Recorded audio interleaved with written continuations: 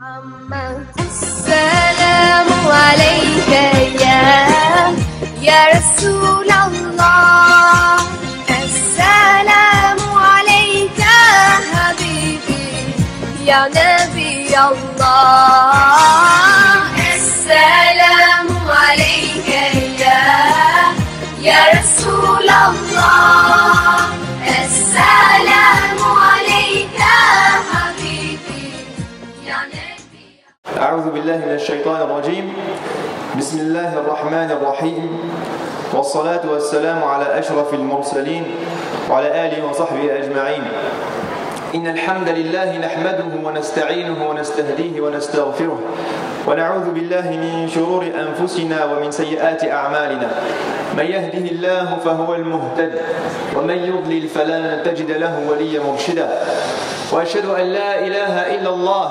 وحده لا شريك له وأشهد أن محمدا عبده ورسوله وصفيه من خلقه وحبيبه خير نبي أرسله للعالمين بشيرا ونذيرا. Assalamu alaikum. Alors le sujet dont nous allons parler aujourd'hui est celui du prophète sallallahu alayhi wa sallam. Du prophète sallallahu alayhi wa sallam en tant que modèle. Aujourd'hui, chacun d'entre nous, que nous soyons jeunes, moyennement jeunes ou plutôt âgés, nous avons besoin d'un modèle. Chacun d'entre nous aujourd'hui se pose des questions, se dit dans ma vie quotidienne, lorsque je suis dans ma prière, lorsque je suis avec mes enfants, lorsque je suis avec ma femme ou mon mari, lorsque je vais au travail, lorsque je fais toutes les choses que je fais quotidiennement, quels sont mes repères? Quel est mon modèle? Comment savoir la voie que je dois suivre? Comment savoir quelle chose faire et quelle chose ne pas faire? Et lorsqu'on pose la question aujourd'hui à nos frères et sœurs, aux musulmans de manière générale, qui est ton modèle? Comme qui est-ce que tu veux être? Qui est-ce que tu aimerais imiter? Eh bien très souvent, les gens vous répondent: eh bien moi mon modèle, surtout les jeunes, c'est tel star, c'est tel chanteur, tel footballeur, tel acteur. J'aime bien sa manière d'être, j'aime bien son style de vie, j'aimerais bien être comme lui. Ceux qui sont un petit peu dans l'entrepreneuriat, l'innovation, vont vous dire: nous notre modèle c'est Steve Jobs, c'est Apple, c'est Macintosh, c'est je ne sais quel grand entrepreneur, c'est Einstein. Certains vont avoir des modèles. Certains vont vous dire: moi mon modèle c'est mes parents, mes grands-parents, mes arrière-grands-parents. Mon objectif c'est reproduire la même chose que ce qu'ils ont fait. Lorsque je vais éduquer mes enfants, tu leur dis: comment tu fais?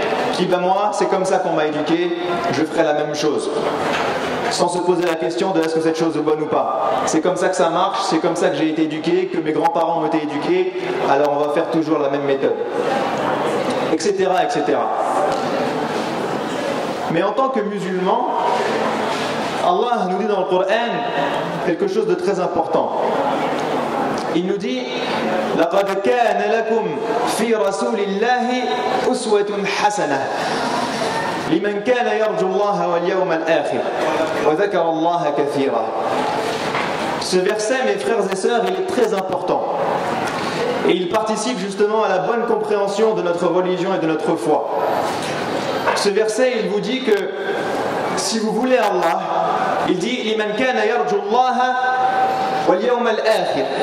Si vous désirez Allah, si vous désirez la vie de l'au-delà, si votre objectif dans cette vie, c'est de vous rapprocher de Dieu, d'aller vers lui, de le rencontrer le jour du jugement, d'être avec lui et avec notre prophète au paradis, si votre objectif c'est de faire bonne figure le jour du jugement, alors sachez que votre modèle doit être le prophète sallallahu alayhi wa sallam. Et al-uswa en arabe, ce n'est pas juste un modèle, c'est un modèle excellent à suivre. C'est le meilleur des modèles.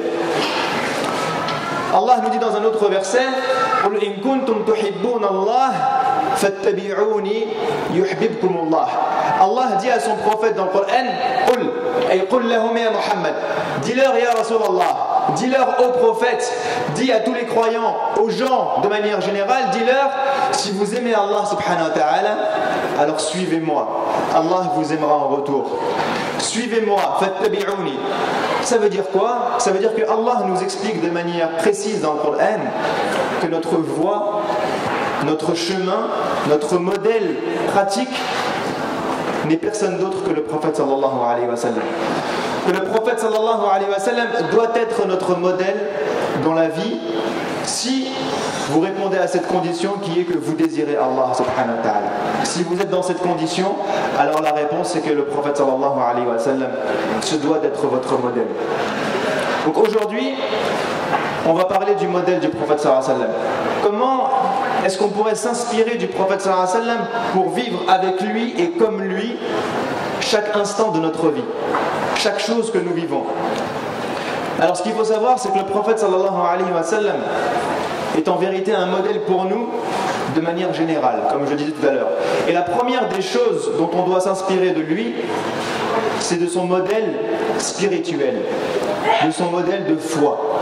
Parce que le prophète sallallahu alayhi wa sallam est là pour nous enseigner, la première des choses qu'il nous enseigne, c'est comment être avec Allah subhanahu wa ta'ala.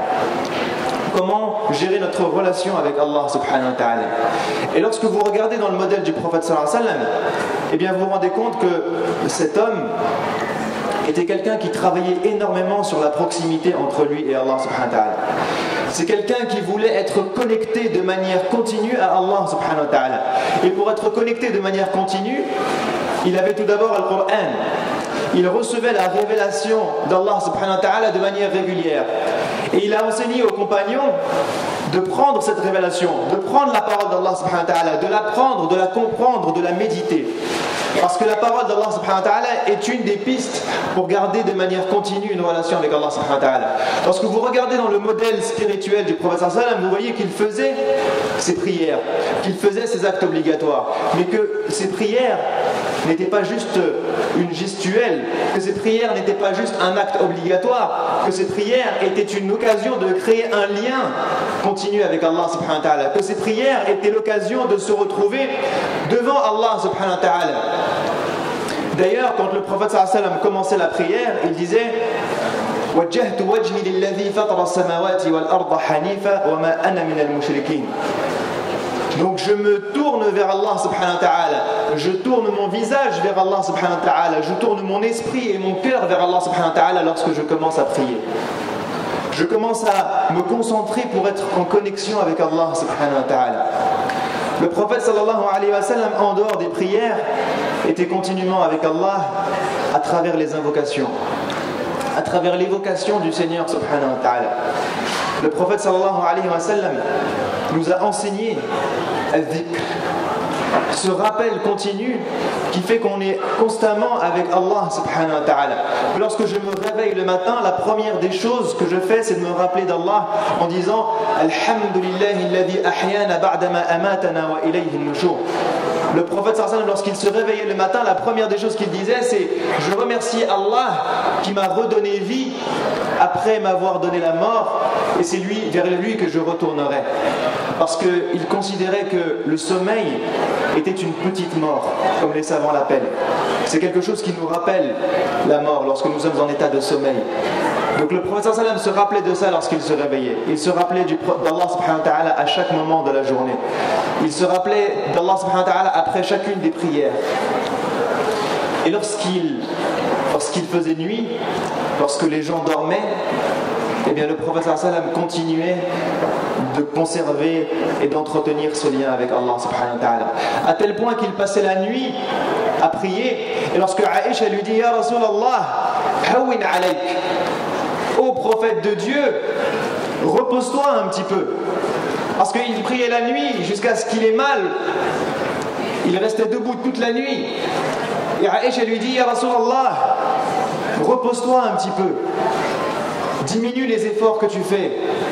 Tu peux dormir comme tout le monde, finalement. » Et qu'est-ce que lui répond le prophète sallallahu alayhi wa sallam? Il lui dit « Aïcha, afala akunu abdan shakura » n'ai-je pas le devoir d'être un serviteur reconnaissant. Parce que le prophète sallallahu alayhi wa sallam se rendait compte que sa vie tout entière, il la devait à Allah subhanahu wa ta'ala. Que chaque chose, chaque bienfait de sa vie, il le devait à Allah subhanahu wa ta'ala. Et sa manière d'être reconnaissant et de remercier Allah pour ça, c'était justement de l'adorer, de se lever la nuit pour prier, d'être proche d'Allah subhanahu wa ta'ala, de faire ce que Allah attendait de lui. Donc la question aujourd'hui, mes frères et sœurs, c'est est-ce que nous suivons ce modèle? Je vous rappellerai durant toute la conférence ce verset. Uswatun hasana liman kana yarju Allah wal yawm al-akhir. Si vous désirez Allah, alors ce modèle est le vôtre. Ce modèle doit être le vôtre.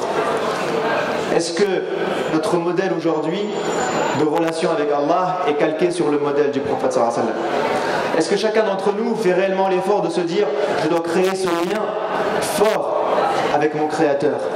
À chaque fois que je prie, je me tourne vers lui. Je voue ma vie à lui.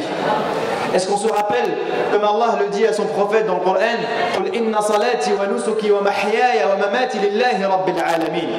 Dis-leur, ya Mohammed, Inna salati, ma prière, wa nusuki, mon culte, wa mahyaya, et ma vie, wa mamati, et ma mort, lillahi rabbil alamin, sont pour Allah, le Seigneur des mondes. Est-ce que notre modèle spirituel est calqué sur celui du prophète sallallahu alayhi wa sallam? Aujourd'hui, je vous dis, ce modèle est celui d'un homme qui crée cette relation proche avec Allah subhanahu wa ta'ala pendant la journée. Combien de temps nous rappelons-nous d'Allah subhanahu wa ta'ala dans la journée, mes frères et mes sœurs? En dehors des prières obligatoires, combien de temps est-ce que je passe à me rappeler mon Créateur, à le remercier, à dire Subhanallah, à dire Alhamdulillah, à me rappeler que lorsque je marche, si j'ai la possibilité de marcher, c'est parce que Allah m'a donné des jambes et qu'il y a des gens qui sont privés de jambes, mes frères et mes sœurs. À me rappeler que si je respire normalement, c'est parce que Allah me l'a permis. Si j'ai des yeux, c'est parce que Allah ne m'a pas rendu aveugle. Je dois le remercier pour ça. Si j'ai un cerveau qui me permet de réfléchir, alors je dois dire Alhamdulillah pour ça. Si j'ai un travail qui me permet de gagner ma vie, de nourrir ma famille, alors je dois dire Alhamdulillah pour ça. Si j'ai des parents qui m'aiment et qui ont passé des nuits à m'éduquer, je dois dire Alhamdulillah pour ça. Lorsque je regarde autour de moi dans la création et que je vois la grandeur de la terre, la beauté de la création, je dis Subhanallah. Subhanallah, le créateur de tout ce qu'il y a autour de nous. Tellement c'est beau, tellement c'est complexe. Est-ce que nous travaillons à ça? Que faisons-nous la nuit? La majorité des musulmans ne se réveillent pas pour la prière de l'Fajr. C'est malheureux, mais c'est comme ça. Qu'est-ce que nous faisons la nuit? Le prophète sallallahu alayhi wa sallam passait ses nuits à prier. Il passait ses nuits à se rappeler de son Créateur dans ce moment d'intimité. Parce que la nuit est un moment d'intimité avec Allah subhanahu wa ta'ala. Puisque le prophète sallallahu alayhi wa sallam nous dit que dans le dernier tiers de la nuit, Allah descend au ciel de la vie d'ici-bas. Il se rapproche de nous et il nous appelle. Il dit, est-ce qu'il y a quelqu'un parmi mes créatures, parmi mes serviteurs, qui a quelque chose à demander pour que je lui donne? Est-ce qu'il y a quelqu'un qui veut se repentir, se faire pardonner pour que je lui pardonne? Allah descend pendant la nuit et pose la question. Mais il n'y a personne qui répond, parce que nous dormons.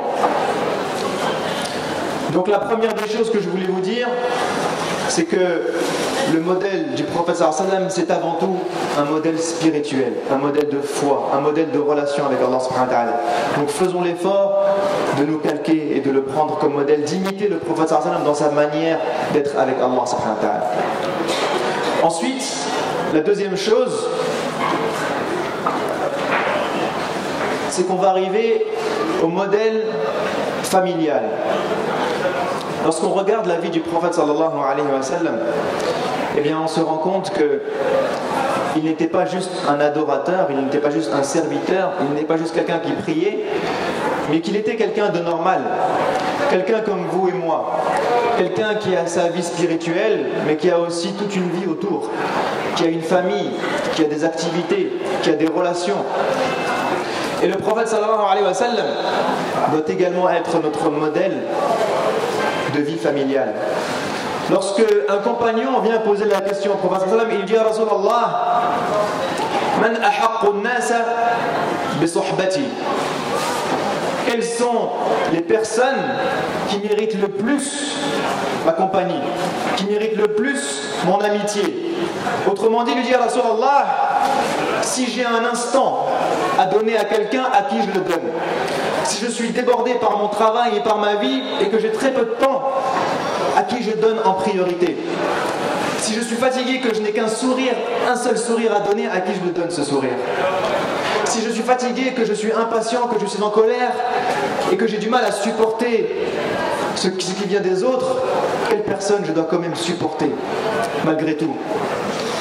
Et avec quelle priorité? Le prophète sallallahu alayhi wa sallam lui répond, Ummuka, thumma ummuka, thumma ummuka, thumma abik, thumma al-adna fal-adna. Il lui dit, ta mère, ta maman en premier, puis ta maman en deuxième, puis ta maman en troisième, puis ton père en quatrième, puis les proches. Chaque personne, en fonction de sa proximité envers toi, d'un point de vue familial, a la priorité qui suit. Ça veut dire que le prophète sallallahu alayhi wa sallam, il nous apprend quelque chose de fondamental. C'est que la famille, c'est super important. Et que c'est que les liens de parenté, c'est très important. Que chacun d'entre nous doit prendre le temps de prendre soin de son père et de sa mère. Chacun d'entre nous doit prendre le temps d'appeler ses parents. Chacun d'entre nous doit prendre le temps de se dire de quoi a besoin ma maman et de quoi a besoin mon papa.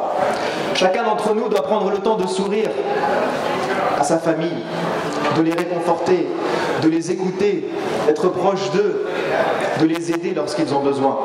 Le prophète sallallahu alayhi wa sallam nous dit, c'est la priorité.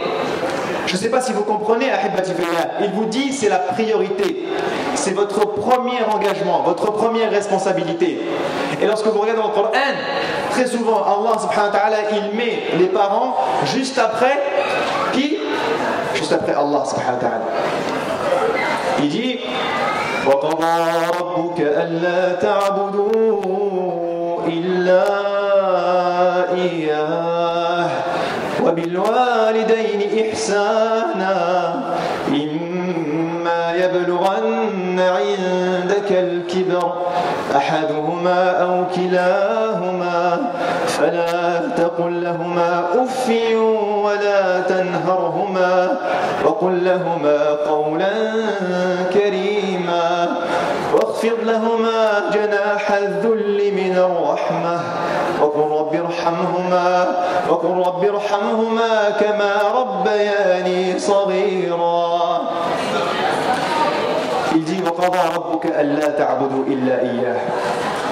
Et votre Seigneur a décrété que vous ne devez adorer que lui, subhanahu wa ta'ala. C'est le début de ce verset.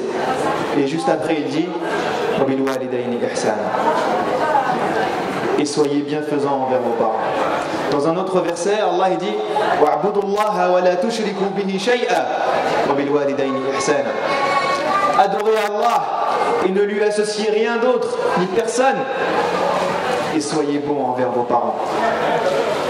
Vous voyez, ça c'est le modèle familial du prophète sallallahu alayhi wa sallam. Le modèle familial du prophète sallallahu alayhi wa sallam, il ne s'arrête pas au fait d'être bon envers les parents. Parce que le prophète sallallahu alayhi wa sallam nous a appris comment être avec nos conjoints et aussi avec nos enfants. Lorsque vous regardez le prophète sallallahu alayhi wa sallam avec ses femmes, eh bien vous vous rendez compte que le modèle, encore une fois, du prophète sallallahu alayhi wa sallam avec le conjoint, c'est un modèle basé sur la tendresse, basé sur l'amour. Le prophète sallallahu alayhi wa sallam était tendre avec ses femmes. Le prophète sallallahu alayhi wa sallam, Aïcha nous raconte qu'il l'écoutait, qu'il mangeait avec elle, qu'il discutait énormément avec elle, même qu'il jouait avec elle. Le prophète sallallahu alayhi wa sallam faisait des courses avec Aïcha. On nous dit même dans un hadith qu'il a fait une course avec Aïcha, que Aïcha l'a battue. Et que quelques temps plus tard, Aïcha en grandissant a pris un peu de poids et qu'ils ont refait une course et que là le prophète sallallahu alayhi wa sallam l'a battue. Et il lui a dit, là c'était ma revanche pour la dernière fois quand toi tu m'as battu. Billahi alaykum, au jour d'aujourd'hui, lorsqu'on regarde les couples de musulmans, qui joue avec sa femme? Qui rigole avec sa femme? Qui est tendre et à l'écoute de sa femme? Le prophète sallallahu alayhi wa sallam accordait même de l'importance au ressenti, au sentiment. On nous raconte dans un hadith qu'un jour, il devait aller chez Safiya et qu'il est arrivé en retard. Il est arrivé en retard par rapport à l'heure à laquelle il devait arriver chez Safiya. Et quand il est arrivé, il a trouvé sa femme en train de pleurer. Elle a pleuré parce qu'elle s'est sentie vexée du fait que le prophète sallallahu alayhi wa sallam arrive en retard. Tellement elle avait envie de passer du temps avec lui. Aujourd'hui, lorsqu'un frère rentre à la maison et qu'il voit sa femme pleurer, il va lui dire: non mais arrête de pleurer, c'est des gamineries ton truc. Il lui dit: j'avais ça à faire, et ça à faire, et ça à faire, et en plus je rentre et tu pleures. En plus. Moi je suis fatigué, je travaille toute la journée, je rentre à la maison, j'ai envie d'être tranquille. J'ai envie que ma femme elle me fasse un bon plat, qu'elle me réconforte, qu'elle s'occupe des enfants, et que moi je regarde un bon match à la télé. C'est ça que j'ai envie quand je rentre. Le prophète sallallahu alayhi wa sallam, quand il est arrivé et que son fils pleurait, il lui a pas dit: je suis le prophète de Dieu. Je passe ma journée à m'occuper des gens. Je passe ma journée à transmettre la parole d'Allah. Je passe ma journée à éduquer les compagnons. Je passe ma journée à m'occuper des affaires. Je passe ma nuit à prier. Il l'a réconfortée. Il lui a essuyé ses larmes. Et il s'est assis avec elle. Il n'y a rien dit d'autre. Ça, c'est le modèle familial du prophète sallallahu alayhi wa sallam. Est-ce que nous, on s'inspire du modèle du prophète sallallahu alayhi wa sallam dans nos familles? Billahi alaykum. C'est un modèle de tendresse et d'amour. C'est un modèle d'écoute mutuelle. C'est un modèle de personnes qui s'entraident pour Allah subhanahu wa ta'ala. Un modèle de personnes qui acceptent aussi les défauts des autres. Parce qu'il ne faut pas se mentir. Chacun d'entre nous a des défauts. Chacun d'entre nous a des moments de faiblesse. Eh bien, le prophète sallallahu alayhi wa sallam, quand quelqu'un dans sa famille ou parmi ses femmes réagissait mal, il restait patient. Il écoutait. Il pardonnait. Est-ce que nous pardonnons dans nos couples? Le prophète sallallahu alayhi wa sallam pardonnait. Le prophète sallallahu alayhi wa sallam était aimant.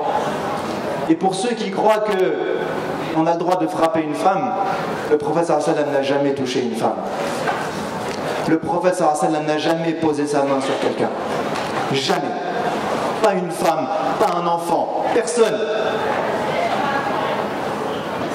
Le prophète sallallahu alayhi wa sallam, c'était quelqu'un d'aimant. C'est ça le modèle du prophète sallallahu alayhi wa sallam. Le modèle familial du prophète sallallahu alayhi wa sallam, c'est aussi un modèle avec les enfants. Quand vous regardez, le prophète sallallahu alayhi wa sallam jouait avec ses enfants. Il jouait avec ses petits-enfants, avec Al-Hassan ou Al-Hussein. Il faisait attention à eux. Même quand il se retrouvait dans la mosquée et que ses petits-enfants arrivaient, il les prenait dans ses bras et continuait à faire la khutbah du vendredi. Wallahi, j'ai vu des enfants dans des mosquées se prendre des coups de pression. Incroyable. Un enfant qui est dans la mosquée, c'est un enfant. Et il se prend un coup de pression par l'imam ou par son père ou par je ne sais qui. Des regards, des gros regards comme ça. Tu bouges pas de ta place. Ou il se prend un coup. Le prophète sallallahu alayhi wa sallam, il était sur Al-Mimbar. Le prophète sallallahu alayhi wa sallam faisait la khutbah. Il parlait aux croyants. Vous imaginez la responsabilité?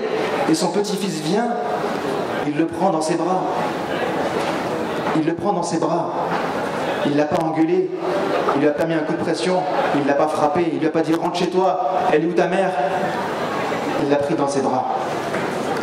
Le prophète sallallahu alayhi wa sallam était proche de Fatima, sa fille. On nous raconte dans les hadiths que à chaque fois que Fatima venait chez le prophète sallallahu alayhi wa sallam, il se levait pour l'accueillir et qu'il l'embrassait et qu'il lui demandait de s'asseoir juste à côté de lui et qu'après il discutait avec elle. Billahi alaykum, aujourd'hui les musulmans, est-ce qu'ils discutent avec leurs enfants? Lorsque vous allez chez les frères et les sœurs, les enfants sont soit devant la télé, soit devant la PlayStation. Ils mangent dans leur chambre. À table, on regarde la télé. Personne ne discute. On ne sait pas ce que les enfants font à la journée. Et après, on découvre, quand ils ont 15 ans, 16 ans, 17 ans, 20 ans, que les enfants, en fait, on ne sait rien de leur vie. qu'on ne sait pas ce qu'ils ressentent, qu'on ne sait pas ce qu'ils vivent, qu'on ne sait pas ce qu'ils veulent faire dans leur avenir. Et après on se dit, mais subhanallah, je lui ai donné une bonne éducation. Il avait tout, il avait à manger, à boire, il avait une télé, une PlayStation. C'est pas ça une éducation. Le prophète sallallahu alayhi wa sallam, il n'a pas donné de choses matérielles à ses enfants. Il leur a donné de l'amour, il leur a donné de l'écoute, il leur a donné de l'accompagnement. C'est ça le modèle du prophète sallallahu alayhi wa sallam. À tel point que Fatima, lorsque le prophète sallallahu alayhi wa sallam était sur son lit de mort, il lui restait quelques heures ou quelques jours à vivre, il souffrait. Elle est venue le voir et elle raconte qu'elle a été énormément touchée parce que c'était la première fois de sa vie que le prophète sallallahu alayhi wa sallam ne se levait pas pour l'embrasser quand elle arrivait. Vous vous rendez compte à quel point?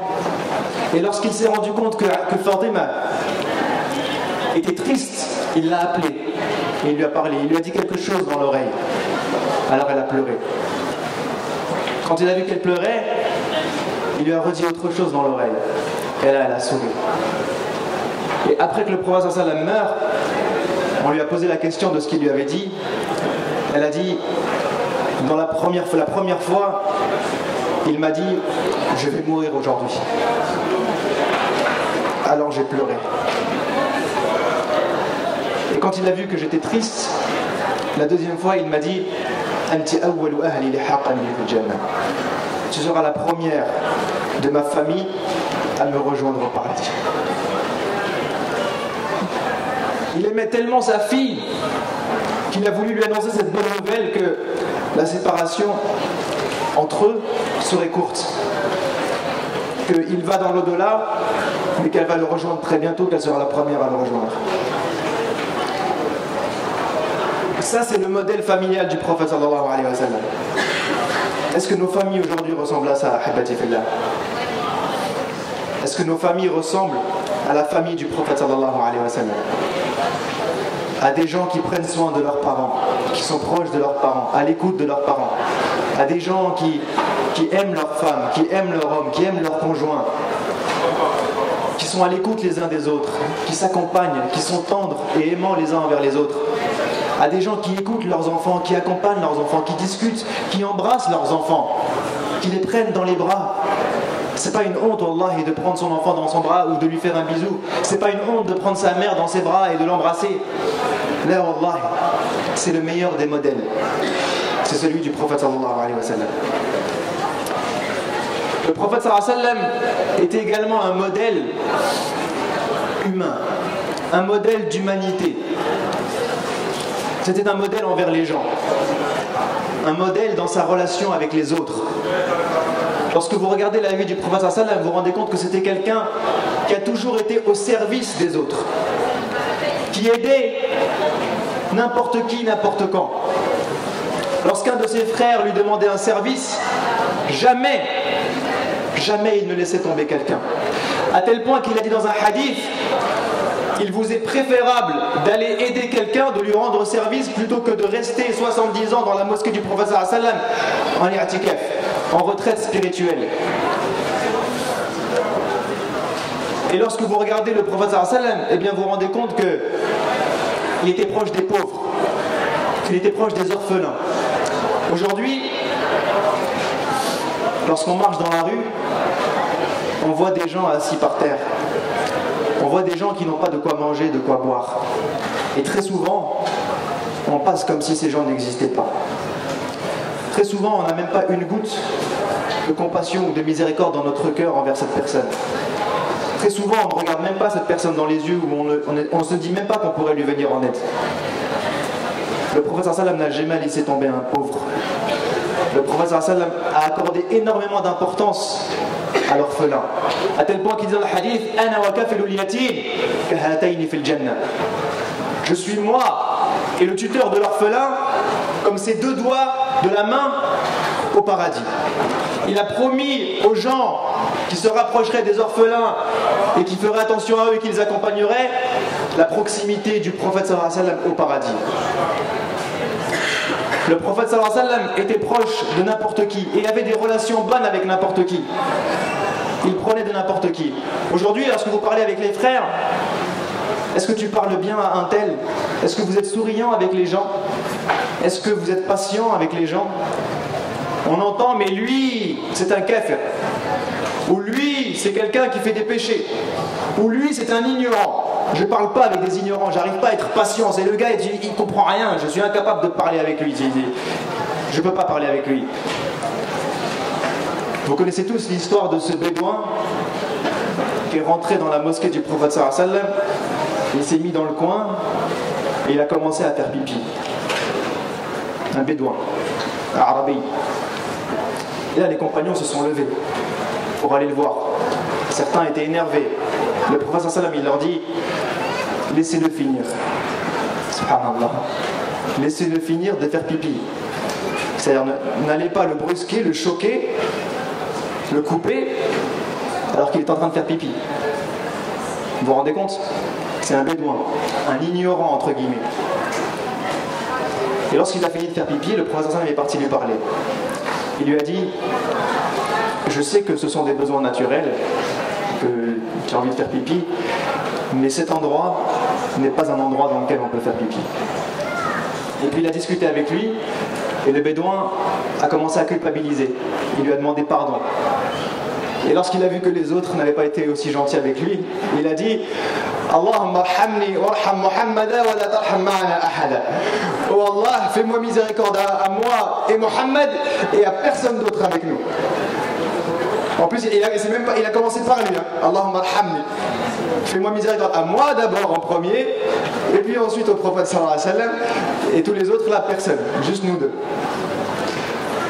Et après le prophète sallallahu alayhi wa sallam a discuté avec lui, et à la fin il a dit: Allahumma afu anhum jami'an. qu'Allah pardonne à tout le monde. C'est quelqu'un, aujourd'hui, si quelqu'un comme ça fait quelque chose dans la mosquée, Wallah, il ne sort pas vivant de la mosquée. Il ne sort pas vivant. Et on va vous dire, c'est un ignorant, c'est un débile, c'est je sais pas quoi, il faut le tuer ou il faut le taper. Le prophète sallam a juste parlé avec lui, il a même laissé finir. Donc le modèle du prophète sallam, c'est le modèle de quelqu'un qui parle à tout le monde. Chacun en fonction de son entendement. Et qui est généreux avec tout le monde. Qui est au service de tout le monde. Du musulman comme du non-musulman.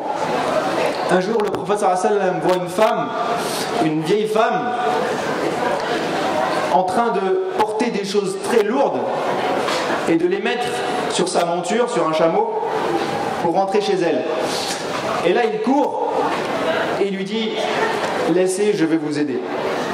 Je vais m'en occuper. Il lui demande où est-ce qu'elle habite.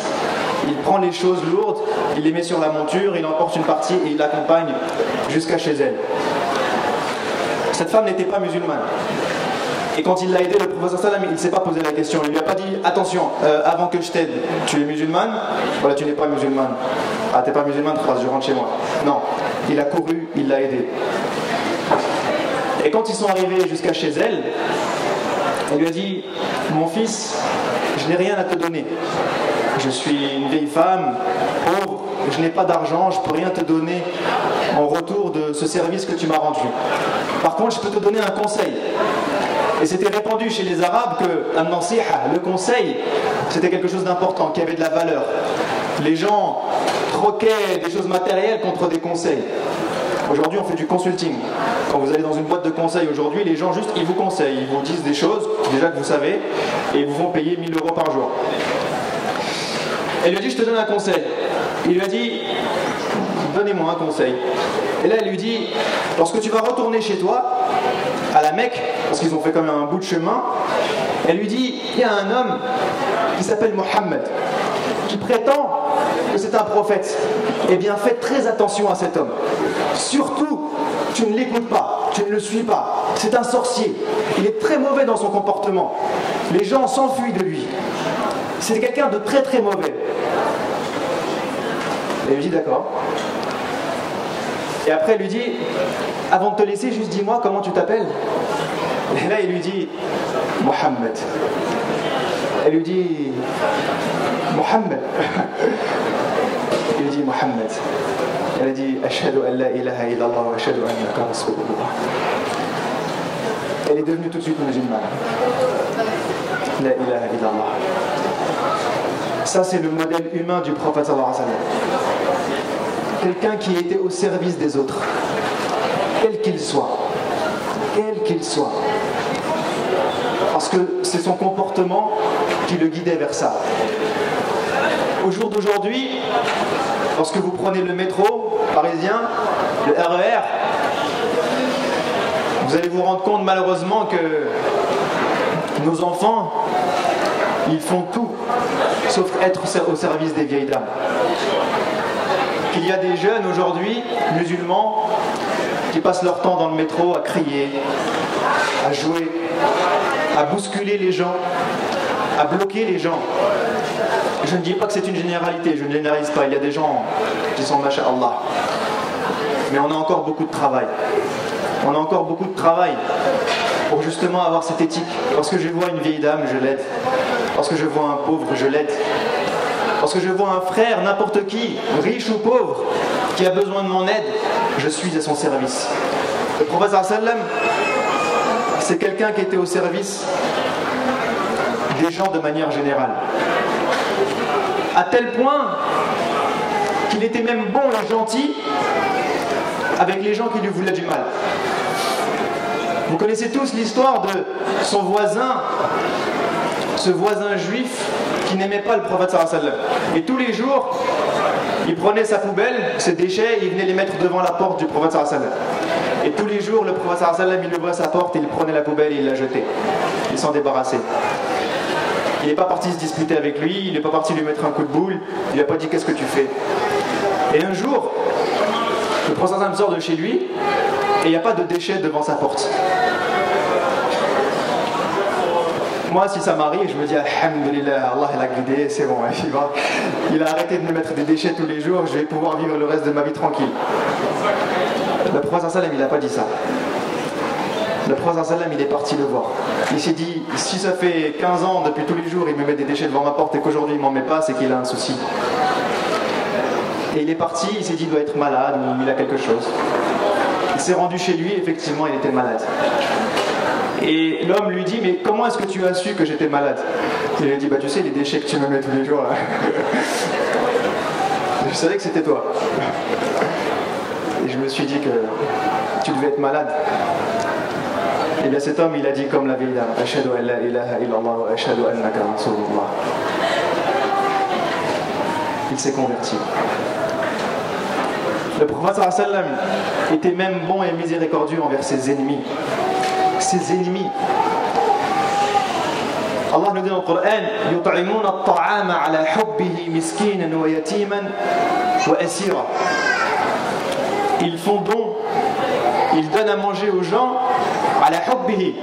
Ça veut dire qu'ils le font en étant par amour, et ça veut aussi dire dans certains tafsirs qu'ils donnent des choses qu'ils aiment. Ça veut dire que lorsque je fais un don à quelqu'un, c'est pas ce qui reste de la nourriture que moi je vais pas manger, que ça va aller à la poubelle, je lui donne. C'est ce que moi j'aime. La meilleure partie de l'agneau ou du veau ou de ce que vous voulez, ce que moi j'aime, eh bien j'en fais don aussi. Parce que cet homme, il n'est pas inférieur à moi. Il peut manger de la même qualité que ce que moi je mange. Et dans le Coran, Allah dit, donc ils font don ils donnent à manger par amour finalement, miskinan wa yatiman, donc les pauvres et les orphelins, et quelque chose à laquelle on ne fait pas souvent attention, wa asira. Al-asir en arabe, c'est le prisonnier de guerre. Ça veut dire que quand vous regardez le prophète sallallahu alayhi wa sallam, eh bien il y avait des prisonniers suite au combat, aux guerres qu'il y a eu entre les musulmans et les non-musulmans. Eh bien ces prisonniers-là, wallahi, le prophète sallallahu alayhi wa sallam, il disait aux gens, vous vous comportez avec eux comme si c'était vos frères, comme si c'était votre famille. Ces gens-là, vous leur donnez à manger comme si vous donniez à manger à vos familles. Vous leur donnez pour se vêtir des habits comme si vous donniez à votre famille. À tel point qu'un jour, un des prisonniers a passé un certain temps avec les musulmans et il se comportait avec lui comme si c'était un musulman, alors que c'est un prisonnier de guerre. Et un jour, entre guillemets, ils ont décidé qu'il avait fini sa peine. Ils lui ont dit, c'est bon, tu es libre, rentre chez toi. Et là, cet homme part, donc ils étaient à Médine, il part à la Mecque et il revient juste après. Et lorsqu'il revient, il va voir le prophète de Dieu et il lui dit Ashhadu an la ilaha illallah wa ashhadu annaka rasulullah. Il croit au prophète sallallahu alayhi wa sallam et en Allah. Et le prophète sallallahu alayhi wa sallam lui dit mais pourquoi tu t'es pas converti ici? Tu étais avec nous, tu as vécu avec nous. Pourquoi est-ce que tu es retourné à la Mecque et que tu es revenu? Il a dit Rasulallah, je suis retourné à la Mecque et je suis revenu pour pas que les gens ne croient que je me suis converti sous l'oppression ou sous la contrainte ou parce que vous m'avez forcé. Lorsque vous m'avez libéré, j'ai pris mes affaires, je suis rentré à la Mecque pour montrer aux gens que j'étais libre et qu'une fois que je suis devenu libre, j'ai choisi de revenir pour croire en vous et être avec vous. Donc le prophète sallallahu alayhi wa sallam est un modèle d'humanité. Est-ce que nous aujourd'hui on se comporte comme ça envers nos voisins, envers nos collègues de travail, envers nos familles, envers nos amis, envers nos ennemis, envers des gens qui nous veulent du mal des fois, des gens qui nous font du mal? Le prophète sallallahu alayhi wa sallam était toujours bienfaisant envers ces gens. Parce qu'il se disait que derrière son comportement et derrière sa manière d'agir, il était en train d'appeler à Allah subhanahu wa ta'ala. Parce que lorsque quelqu'un me laisse un sac de poubelle devant ma porte et que je vais le frapper, ça ne va faire que créer des conflits. Ça ne va faire que augmenter les conflits entre lui et moi. Mais lorsque cet homme il fait ça et que moi je lui réponds en lui offrant quelque chose, ou en étant souriant avec lui, ou en étant bon avec lui, cet homme va se dire, ce gars-là il est bizarre, il y a quelque chose. Pourquoi il agit comme ça? Et lorsqu'il va se dire pourquoi il agit comme ça et qu'il va comprendre que tu agis comme ça parce que Allah t'a demandé d'agir comme ça et parce que le prophète sallallahu alayhi wa sallam agissait comme ça, il va se dire c'est vraiment un message de vérité. Le message de l'islam est un message de bonté et de miséricorde. Et là il va se poser des questions. Mais si vous le frappez, il va se dire c'est des violents, c'est des sauvages. Vous et votre religion, c'est ça le problème. C'est que même si vous êtes mauvais, c'est l'image de l'islam qui est touchée tout de suite. Donc inspirons-nous du modèle du prophète sallallahu alayhi wa sallam pour être des gens humains, des gens bons qui aiment les autres et qui sont au service des autres, quels que soient ces gens, qu'ils soient croyants ou non croyants, comme le prophète sallallahu alayhi wa sallam. Donc je vous ai dit, si on récapitule un petit peu, le prophète sallallahu alayhi wa sallam était un modèle pour notre foi et notre relation avec Allah subhanahu wa ta'ala. Ça c'est la première des choses. La deuxième des choses, on a dit que c'est un modèle familial. Comment je suis avec mes parents, avec ma femme, mes enfants, avec mon conjoint. Troisièmement, on a dit que c'est un modèle humain, un modèle d'humanité envers les gens de manière générale. Mes relations au quotidien avec tous les gens que je fréquente doivent suivre ce modèle du prophète sallallahu alayhi wa sallam. Ensuite, le modèle du prophète sallallahu alayhi wa sallam, c'est également un modèle sociétal, un modèle d'investissement et d'œuvre dans la société. Et la première des choses que le prophète sallallahu alayhi wa sallam apprenait aux gens, lorsqu'on regarde son modèle, eh bien c'est l'importance du travail. Du fait que chacun d'entre nous doit avoir quelque chose à faire dans la société. Chacun d'entre nous doit se lever le matin pour apporter quelque chose. Et le prophète sallallahu alayhi wa sallam faisait la promotion du travail. À tel point que même lorsqu'ils ont construit la mosquée à Médine, il avait un certain âge, il avait 54 ans. Et là, le prophète sallallahu alayhi wa sallam porte les pierres avec les gens et bâtit la mosquée avec les autres. Les compagnons lui disent Ya Rasulallah, repose-toi, nous on va s'en occuper. Et il leur répond Al-amal ibada. Travailler, c'est une adoration. Travailler, c'est être un bon serviteur d'Allah subhanahu wa ta'ala. Le travail. Un jour, le prophète sallallahu alayhi wa sallam vient, il y avait un groupe de compagnons et les compagnons lui serrent la main et puis il y en a un qui prend un petit peu de la distance. Il ne serre pas la main du prophète sallallahu alayhi wa sallam. Et là, le prophète sallallahu alayhi wa sallam s'interroge, dit pourquoi est-ce que tu ne veux pas me serrer la main? Et là, le compagnon lui explique qu'en vérité, il a une main qui est rêche, qui est dure. Parce que c'est un compagnon qui travaille dans des choses manuelles, dans des chantiers. Et du coup, sa main est dure. Il n'a pas une main douce comme la mienne qui tapote sur les claviers. Et du coup, il s'est dit, si je serre la main du professeur sallam, ce ne sera pas une bonne sensation pour lui. Ça va peut-être lui faire mal. Et là, le professeur sallam lui répond,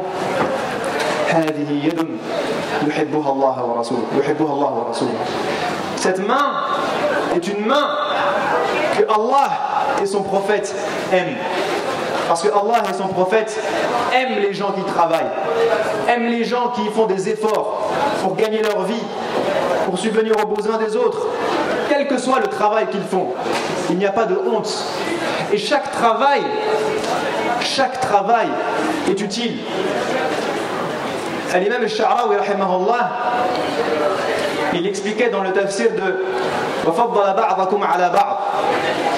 Il dit que il a préféré, il a donné des degrés élevés à certaines personnes sur autres. Il dit, mais les gens croient que souvent que ça veut dire que moi je suis ingénieur, ça veut dire que je suis meilleur que lui qui est plombier ou ouvrier. Que moi je suis président de telle association, ça veut dire que je suis meilleur que le membre. Que moi je suis docteur, alors je suis meilleur que celui qui a juste un BTS ou je ne sais quoi. Et Cheikh al-Sha'rawi, il vous dit non. Regardez bien les versets. Il dit faddala, il y a ba'd, il y a ala, ba'd. C'est deux fois ba'd.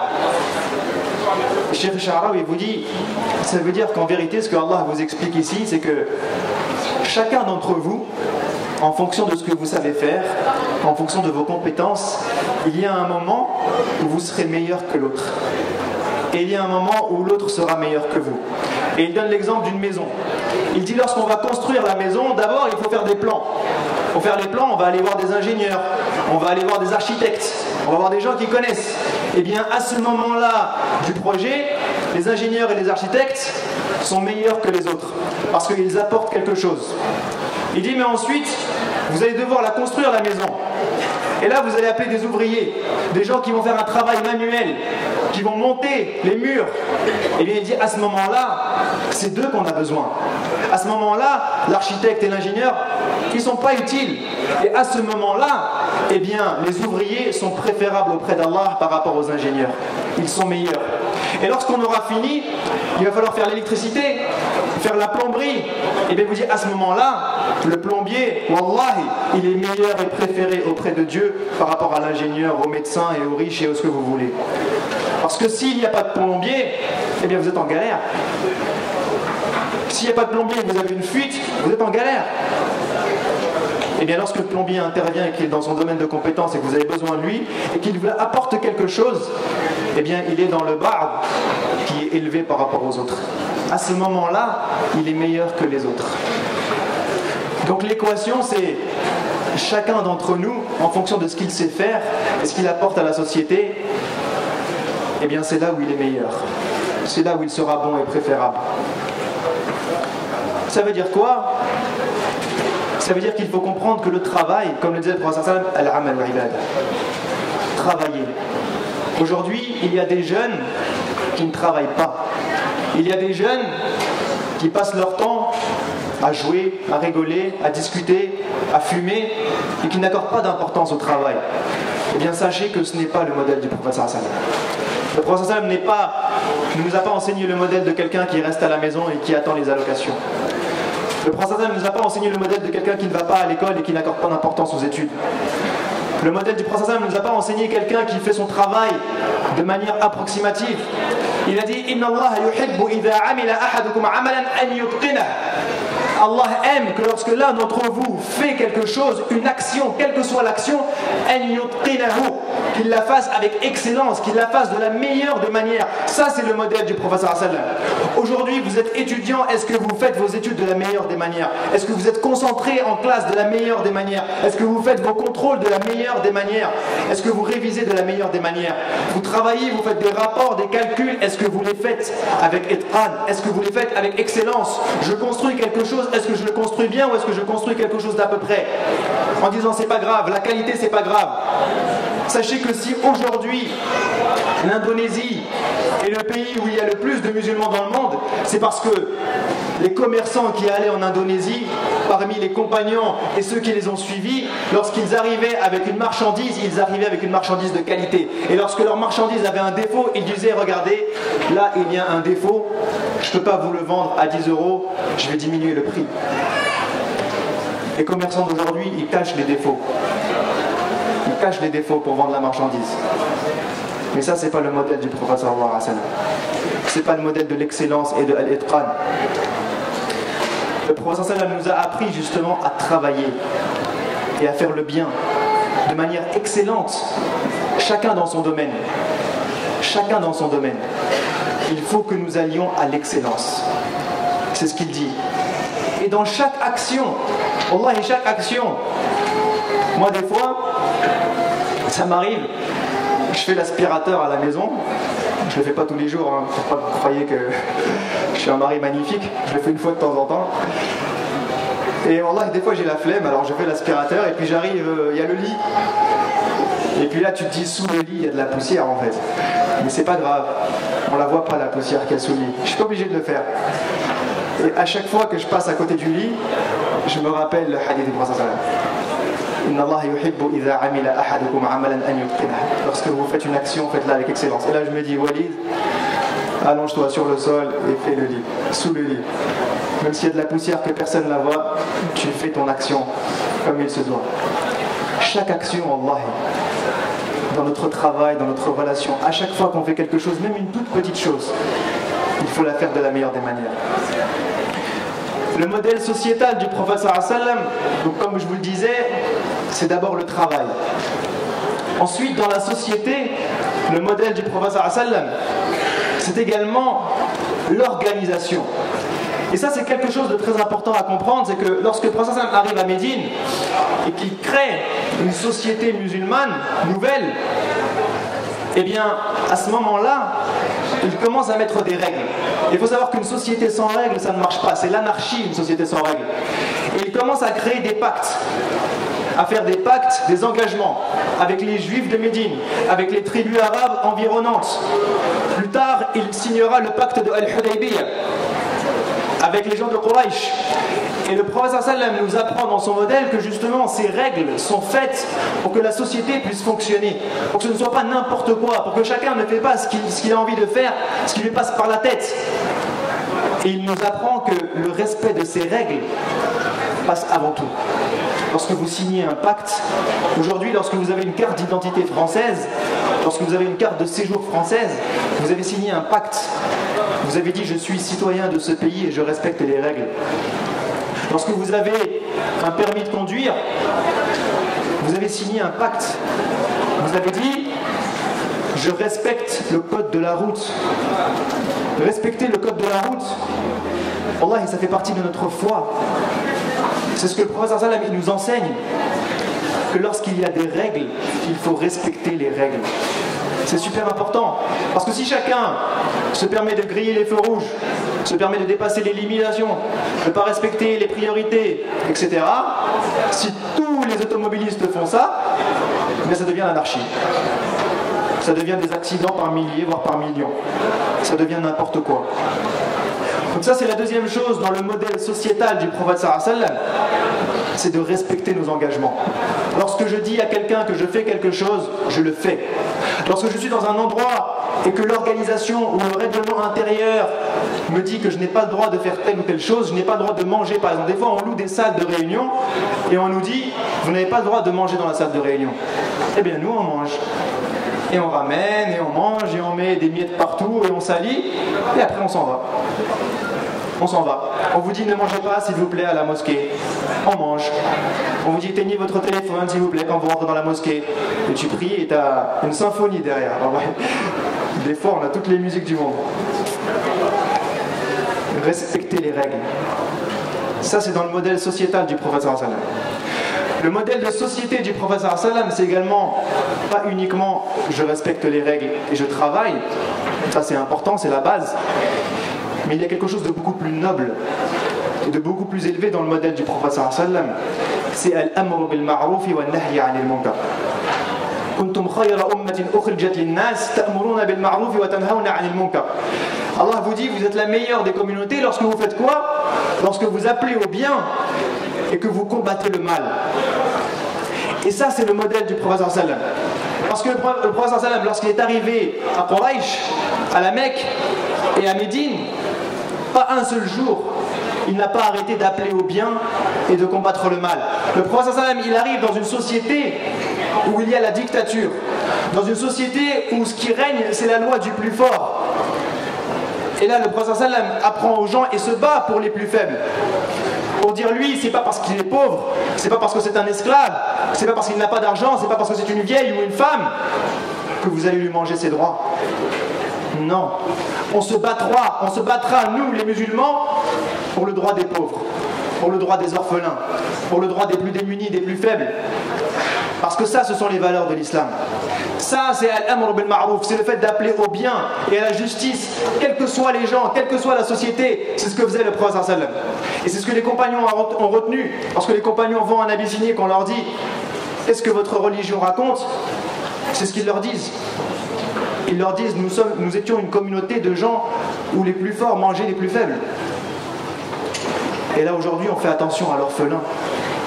Regardez tous les versets dans le Coran qui parlent du fait de faire attention aux orphelins et de préserver l'argent des orphelins. Quand tu étais une fille, tu n'avais pas le droit de vivre. C'était une honte pour les gens de Quraysh d'avoir une fille. Et même certains compagnons, dont Ammar, ont tué des filles avant d'être musulmans. Le prophète sallam arrive dans une telle société et il dit non, ne tuez pas vos enfants. C'est interdit. L'homme est comme la femme. Auprès d'Allah, ils sont identiques. Il n'y a pas quelqu'un qui est supérieur à quelqu'un d'autre. Vous n'avez pas le droit de tuer qui que ce soit. Le prophète sallam arrive dans une époque où les esclaves se font martyriser, se font frapper, se font tuer. Et lorsqu'il arrive, qu'est-ce qu'il demande aux compagnons de faire? D'acheter ces esclaves et de les libérer. De les acheter et de les libérer. Il demande à Abu Bakr d'aller acheter Bilal. Abu Bakr va voir Umayya ibn Khalaf qui torturait Bilal à longueur de journée et lui dit: je veux acheter ce serviteur. Et il lui dit: je te le vends 10 dinars. Et Abu Bakr sort l'argent et lui donne. Il négocie pas. Il lui dit: mais tous les gens à côté commencent à rigoler, à se moquer d'Abu Bakr as-Siddiq. Il leur dit: mais pourquoi vous rigolez? Ils disent: parce que il vaut rien ce gars-là, ce Bilal-là. C'est un moins que rien. Je l'aurais vendu pour 1 dinar ou 2. Mais je t'ai arnaqué. Je t'ai arnaqué parce que je te l'ai vendu à 10. Et là, Abu Bakr lui répond et lui dit: le prophète sallallahu alayhi wa sallam m'a demandé de l'acheter quel que soit le prix. Même si tu m'avais demandé 100 dinars, je les aurais payés sans parler, sans réfléchir. Là, ils ont fait une tête. Donc c'est dans ce contexte-là que le prophète sallam il arrive. Il défend la liberté des gens. Et cet homme qui était un esclave est aujourd'hui un symbole de l'islam. Parce que Bilal, c'est le mu'adhin. C'est celui qui faisait le adhan. C'est le mu'adhin du prophète sallallahu alayhi wa sallam, personnel. C'est le premier homme qui a fait l'adhan et qui a perpétré cette tradition. Le prophète sallallahu alayhi wa sallam défendait toutes ces valeurs. Il combattait le mal.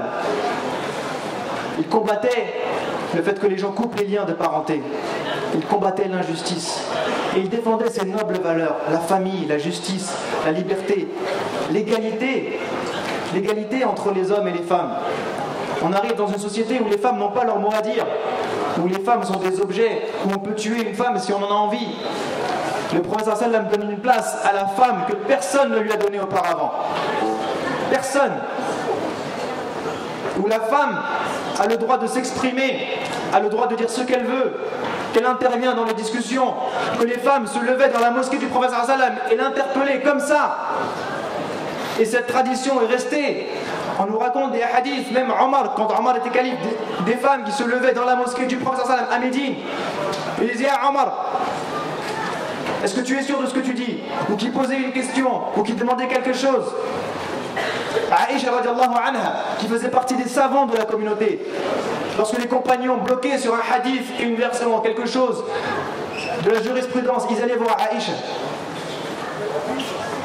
Une place où les femmes avaient le même rôle que les hommes et qu'elles ne sont pas inférieures auprès d'Allah subhanahu wa ta'ala. Jamais. Donc à nous aujourd'hui aussi, en tant que musulmans, de se battre pour ça. Lorsque je vois une injustice, je me lève contre l'injustice. De défendre ces valeurs de liberté de tout le monde. De défendre les droits des plus démunis. C'est pas parce que quelqu'un est pauvre. Lorsqu'on regarde aujourd'hui en Afrique noire, on a l'impression que les gens, leur vie, elle coûte moins qu'ici. Ici, tu en tues un ou deux, c'est un événement international. Là-bas, t'en tues 1000, 2000, 3000, on n'est même pas au courant. C'est pas parce que je suis pauvre que j'ai moins d'importance. C'est pas parce que je suis pauvre que ma vie vaut moins que la tienne. Donc le prophète sallallahu alayhi wa sallam nous apprend ça. Il nous apprend la sacralité de la vie et l'importance de la vie et l'égalité de ces hommes. Il dit la farqa bayna a'rabiyyin wa a'jami illa bit taqwa. Il n'y a pas de différence. Il n'y a pas de différence entre un arabe et un non-arabe. Inna akramakum 'inda Allahi atqakum. Il n'y a pas de différence entre les hommes. Vous êtes tous pareils auprès de Dieu. Si vous voulez être des meilleurs, c'est uniquement par votre foi et votre piété. Pas par votre argent, pas par votre couleur, pas par votre race, pas par votre poste. Non. Aujourd'hui, les gens, lorsqu'ils ont un poste élevé, ils méprisent les autres. On voit des gens, je suis président de l'association. Tu m'écoutes, quand je dis un truc, tu obéis. Tu dénigres les gens, comme ça tu passes, toi t'es le président. Non, le prophète sallam c'était quelqu'un de humble, à l'écoute des gens. Lorsqu'il avait le pouvoir, Allah lui dit فَبِمَا رَحْمَةٍ مِّنَ اللَّهِ لِنْتَ لَهُمْ فَاعْفُ عَنْهُمْ وَاسْتَغْفِرْ لَهُمْ وَشَاوِرْهُمْ فِي الْأَمْرِ. Il lui dit, tu es une miséricorde pour eux. C'est pas parce que tu es un chef d'État, c'est pas parce que tu es leur président, c'est pas parce que tu es un prophète, c'est pas parce que tu es le gars, le chef du projet ou je ne sais quoi, le président de l'association, c'est pas pour ça que tu es meilleur. Quand tu es à cette place, en vérité, tu dois être une miséricorde pour les gens qui travaillent avec toi. Une miséricorde. Et il lui dit, fa'fu anhum, alors pardonne-leur. Wastaghfir lahum. Demande pardon à Allah pour eux. Washawirhum fil amr. Et consulte-les, demande-leur leur avis. C'est pas parce que tu es chef ou président que tu es le plus intelligent du monde, que tu as la science infuse, que tu peux décider comme ça de ta tête, de l'hawa. Washawirhum fil amr. Et demande-leur leur avis. Et vous savez, ce verset, il a été révélé à un moment très spécial. Déjà, le verset en lui-même comme ça, il est magnifique. Mais quand vous connaissez le contexte du verset, vous dites subhanallah. Ce verset, il a été révélé juste après la bataille de Uhud. À la bataille de Uhud, le prophète sallam, il avait donné des consignes à certains compagnons, aux archers. Il leur avait dit, vous vous mettez sur cette montagne, votre job, c'est juste de nous protéger. Vous restez là, vous ne bougez pas. Pour que les gens ne puissent pas faire le tour de la montagne et nous prendre en sandwich par derrière. C'était votre job, c'est tout, vous faites juste ça, rien d'autre. Et il leur dit, même si vous nous voyez en train de mourir sur le champ de bataille, vous ne bougez pas de votre poste. Et lorsque la bataille commence à être en faveur des musulmans, et que les gens, les archers là, voient que les musulmans commencent à gagner, ils se disent ah c'est bon, la bataille est finie, on va aller récupérer le butin, oui on a tous gagné, on y va. Et là leur chef leur dit ne descendez pas, ne bougez pas, le prophète sallam vous a demandé de ne pas bouger. Et une bonne partie d'entre eux quittent leur poste. Et là ce qui se passe c'est que Khalid ibn Walid, qui à l'époque n'était pas musulman, voit la scène de loin, et grand stratège qu'il était, il fait justement le tour, et ils prennent les musulmans en sandwich, et la bataille se termine donc très mal. Le prophète sallam a failli mourir. Eh bien, moi je suis chef d'armée, aujourd'hui, un général ou un capitaine ou ce que vous voulez, il voit ça, c'est une punition pour tout le monde. C'est enfermement, emprisonnement, c'est une faute grave. Une faute grave de quitter son poste lorsque tu es soldat dans une armée. Quitter son poste. C'est passible de prison, à une époque c'était passible de peine de mort. Et bien là, c'est dans ce cadre-là que Allah révèle ce verset au prophète. Et lui dit fa'fu anhum. Pardonne-leur. Pardonne-leur. c'est pas parce que tu es leur chef que tu vas les punir, que tu vas les fouetter. Tu dois leur pardonner. Ils ont commis une erreur, ma'alish, pardonne. Fa'fu anhum, wastaghfir lahum. Et demande à Allah pardon pour eux. Wa shawirhum fil amr. Subhanallah, c'est pas parce qu'ils ont commis une erreur aujourd'hui dans les associations, dans les entreprises, parce que quelqu'un il fait une boulette ou une gaffe, ça y est, c'est fini, il est rayé de la liste. Je veux plus de toi, tu travailles plus avec nous. Lorsqu'il donne son avis il est mis à la poubelle. Allah il lui dit, même s'ils ont fait une erreur, même si c'est pas ce que tu voulais, même s'ils n'ont pas suivi tes consignes, c'est pas pour autant qu'ils sont mauvais ou qu'ils sont débiles ou qu'ils ne peuvent plus réfléchir. Donc lorsqu'on regarde ce modèle sociétal du prophète sallallahu alayhi wa sallam, eh bien on se rend compte justement qu'il appelait au bien, qu'il combattait le mal. Donc je vais résumer et puis je vais m'arrêter là. Si on résume, je vais vous donner quelques pistes et on pourrait discuter de chacun de ces modèles pendant des jours. Wallahi. On a dit le prophète sallallahu alayhi wa sallam est tout d'abord un modèle pour notre foi et notre relation avec Allah. Il nous apprend comment nous comporter avec Allah subhanahu wa ta'ala.